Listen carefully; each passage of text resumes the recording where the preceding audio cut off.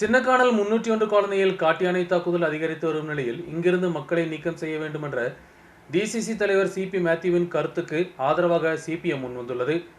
இங்கிருந்து மக்களை நீக்கம் செய்வதற்கு அரசு நடவடிக்கை எடுத்தால் அதற்கு முழு ஒத்துழைப்பு கொடுப்பதாக சிபிஎம் தலைவர்கள் தெரிவித்தனர்.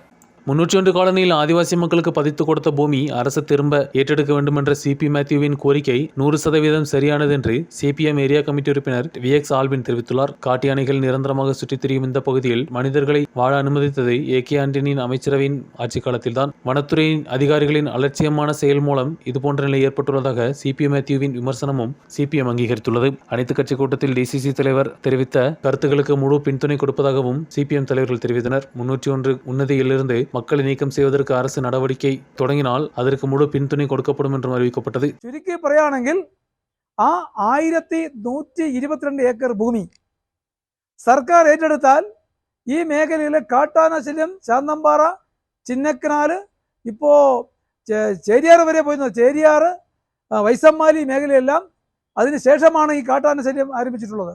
ഇതിനെല്ലാം പര്യവസാനമാകും. അതുകൊണ്ട് ഇത്തരം കാലത്തിലേക്ക് ഈ കാര്യം കൃത്യമായി പഠിച്ച് അവതരിപ്പിച്ച സിപി മാത്യു നിലപാടിൽ ഞങ്ങൾ പിന്തുണ പ്രഖ്യാപിക്കുന്നു. സിപി മാത്യു നടപ്പിലാക്കാൻ വേണ്ടി ഗവൺമെന്റിൽ സമ്മർദ്ദം ചെലുത്തും എന്ന് ഞങ്ങൾ വിശ്വസിക്കുന്നു.